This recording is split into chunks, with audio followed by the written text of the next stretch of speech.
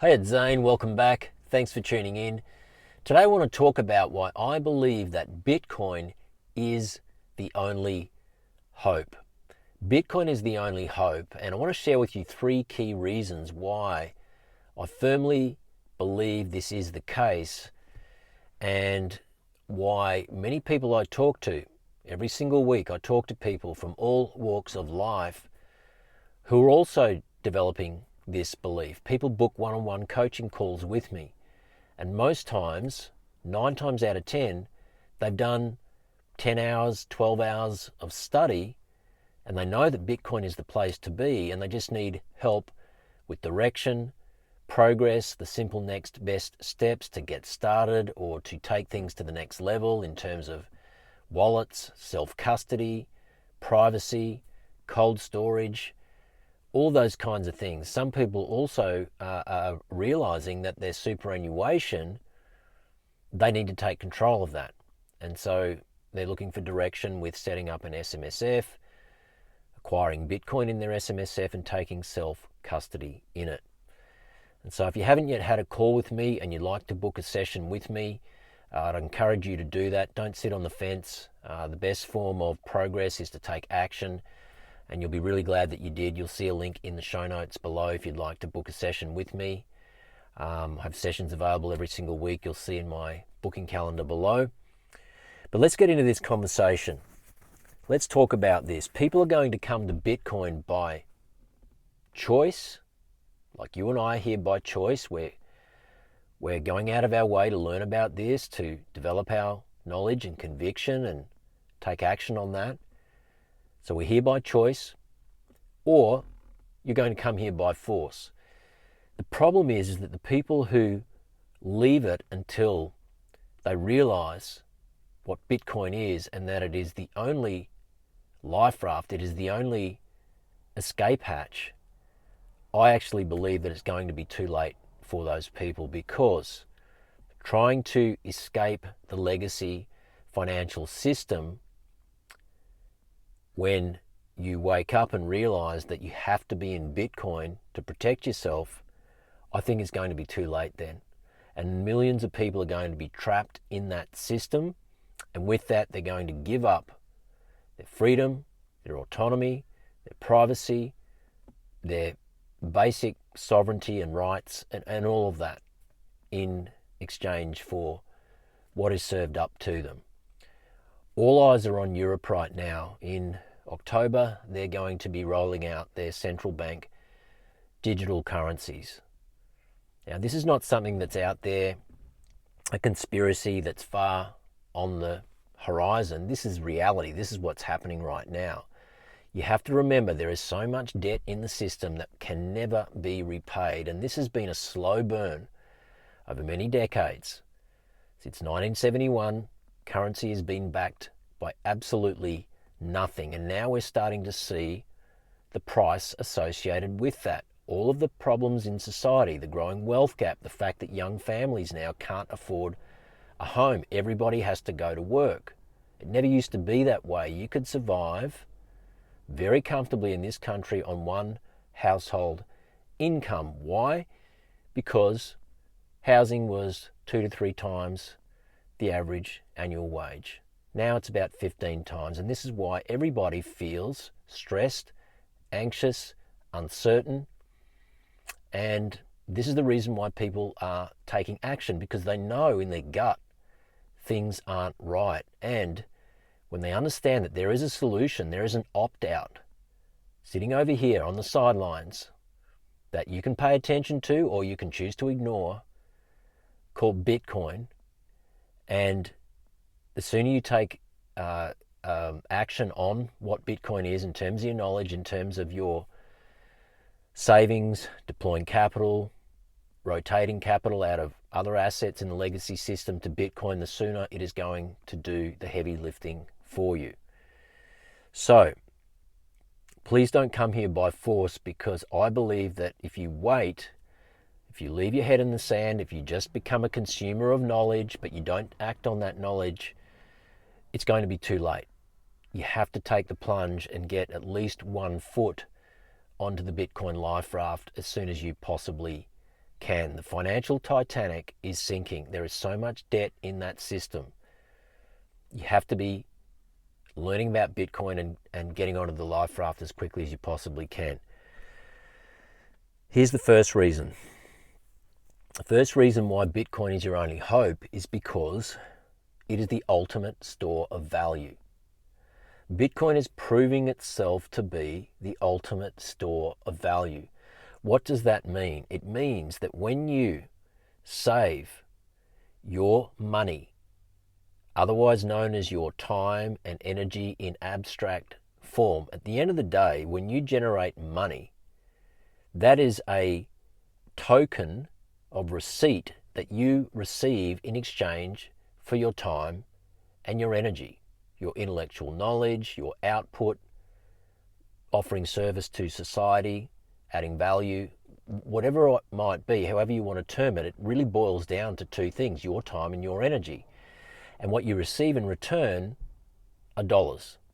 The problem is that those dollars are being debased, which means that they continue to dilute the value of them through creating more of them, money printing. And the people who are awake to this are realizing that the only way to escape that is to preserve their time and energy in abstract form, their money, their savings, into assets that are beating the rate of money printing, the rate of currency debasement.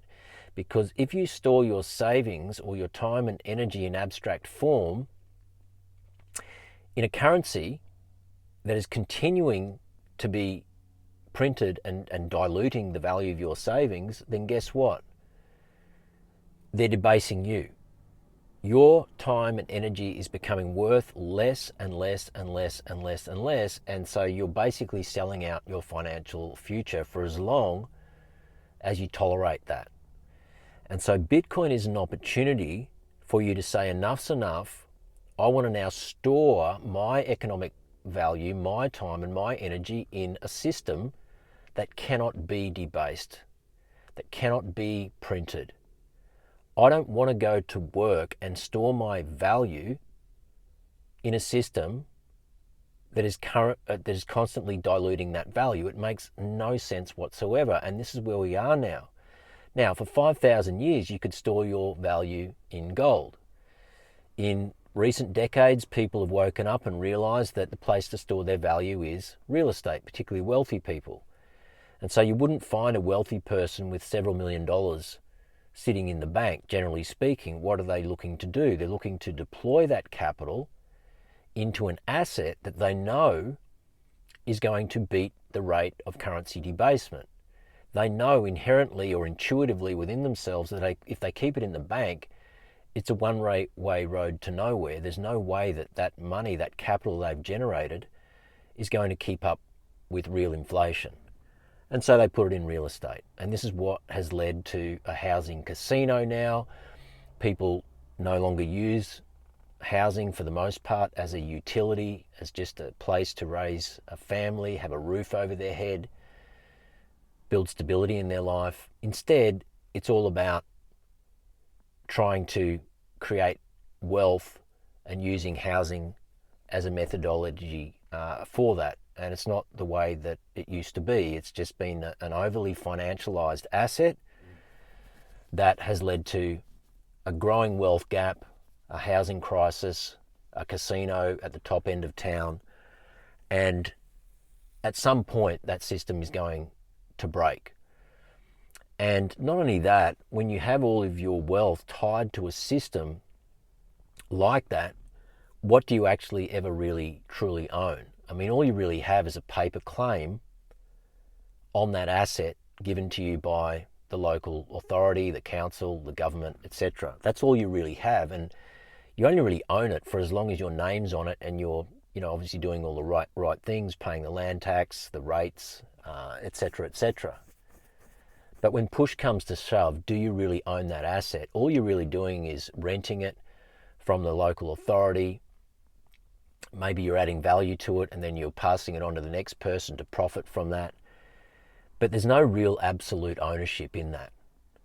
And people who are waking up to this are realizing that in this great transition, the truly wealthy people are going to be the ones who have absolute ownership of their assets that aren't tied to any central authority whatsoever. And so it's really important to understand that.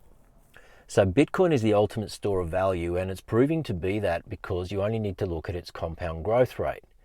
And over the past 10 years, it's done around 80%, which sounds absolutely crazy when you consider that real estate, superannuation, share portfolios have only done around 8%, 7 or 8%. So essentially Bitcoin has 10x'd in terms of performance everything else over the past 10 years.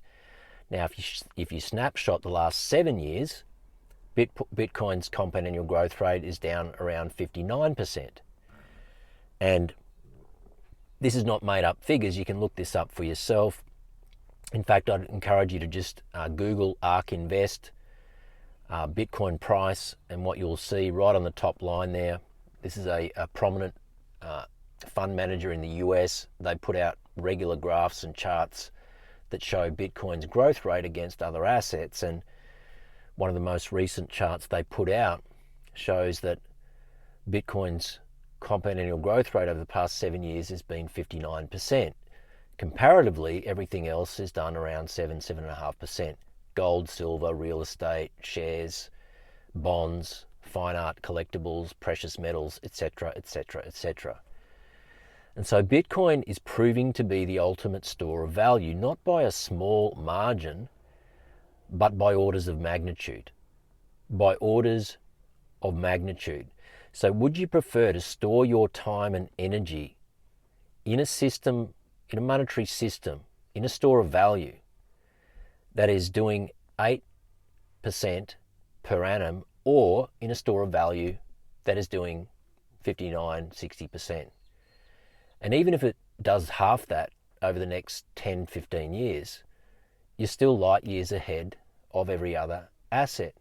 But I actually don't think that Bitcoin is going to reduce its growth in any significant way over the next 10 to 15 years, because we're only at 5% adoption, and it is a completely fixed and finite asset. There cannot be any more Bitcoin than 21 million. And so why are people saying that, but that's been the last 10 years or the last 7 or the last 10 years, 7 years of Bitcoin's growth, but that can't continue? Bitcoin is an emerging global free market. It's emerging, it's not mature. We have less than 5% adoption. Less than 5% of the global population has any exposure to Bitcoin yet because they don't know what it is. And because Bitcoin is decentralized, nobody's dictating who can participate in this asset. And so guess what? Even though people like you and I have had 16 years to learn about this and to start front-running governments and institutions and Wall Street, guess what? The time's up. They're here. They're the ones who are now bringing their very, very, very deep pockets to Bitcoin. And they're saying, all right, guys, the party's over. We're here now. We have the biggest pools of capital on earth. And we realize this is a fixed and finite asset. And we can see that it's outperforming everything else on earth. And we can see how much debt's in the system. And we know that it's not going away because it's highly decentralized, too decentralized now for us to stop. So not only do we want to own the legacy financial system, but we also want to participate in the world's first global free market, in this decentralized system. And so they're here now. And so what are they doing? They're saying, let us take some of this Bitcoin off the table. 21 million Bitcoin, there'll never be any more. 100 million Satoshis per Bitcoin, there'll never be any more. 19.8 million Bitcoin have already been mined, or ready to market. And so you have to understand that when you have a fixed and finite asset and you have pretty much unlimited demand heading its way, where people are going to want to, not just people, but institutions and governments are going to want to protect and preserve and store their value, what do you think is going to happen to the price? It's going to continue to escalate.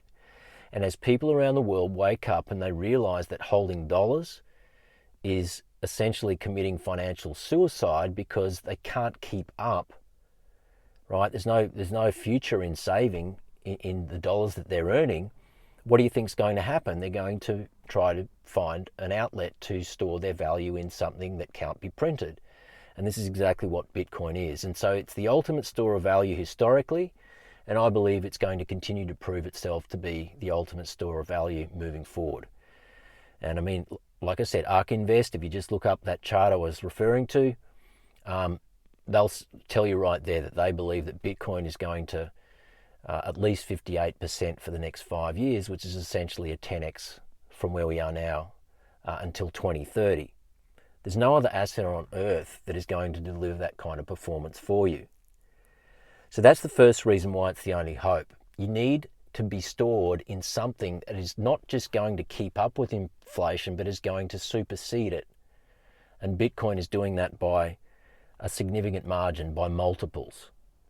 So it's the ultimate store of value that's going to protect you from inflation. The second reason why Bitcoin is the only hope is because it is completely decentralized. Nobody controls it. No politician, no central banker, no CEO. Nobody controls Bitcoin, and that's the beauty of it. So you basically park your savings and your capital in it and put your head on your pillow at night knowing that this thing runs on consensus, where all of these nodes, these participants around the world, are contributing every 10 minutes to an audit of this thing so that it maintains its integrity and its decentralization and its security. That's where you have your value stored. That is a very, very powerful thing. So the fact that Bitcoin is decentralized and not controlled by anyone, is one of the most powerful features of it. That's what enables you to plan for your retirement and the future, and to feel really confident in that. And so that is a very powerful thing. This is why I believe, number two, Bitcoin is the only hope, because you want to have your financial life parked in something that cannot be changed at the stroke of a pen, as the current legacy financial system is. Every time they increase or reduce interest rates, it impacts your life. Every time the banks decide to put restrictions or limitations on your withdrawals or where you can send money, it impacts your life. Every time the government decides to impose a new law or some kind of new tax or whatever it might be on real estate, it impacts your life. So Bitcoin is decentralized. It's got its own set of rules, but no rulers who can change those rules. Very, very powerful. This is why it's the only hope. Thirdly, Bitcoin is permissionless. Bitcoin is permissionless.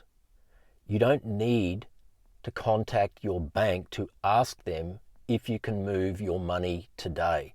And I know historically you've never had to worry about that, but guess what? You have to worry about it now. Why? Because every single day I talk to people who are trying to get money out of their bank, the big four, sometimes building societies, second tier banking institutions. It really doesn't matter. This is becoming a bigger and bigger and bigger problem, and people are starting to realize, who are trying to move their money, hang on a minute, maybe that money is not actually mine because I'm being dictated to by the custodian who is controlling my money, i.e. the banking institution. They're telling me what I can and can't do with my money. That is a problem. This is why Bitcoin is the only hope, because with Bitcoin, you don't need permission from a bank. You are the bank. You are the head of security of your own financial life. When you take Bitcoin into self-custody and you do this right, and you practice it in the right way with the right hardware, the right privacy protocols, you are now your own bank, and you are completely autonomous and portable. That is a very, very powerful thing, and this is why Bitcoin is the only hope. So I think I want to wrap it up today. I don't want this video to go all day because I could just keep talking here, but I believe that Bitcoin is the only hope because it's the ultimate store of value. It is completely decentralized, and it is portable, permissionless money where you are financially in charge, you are autonomous.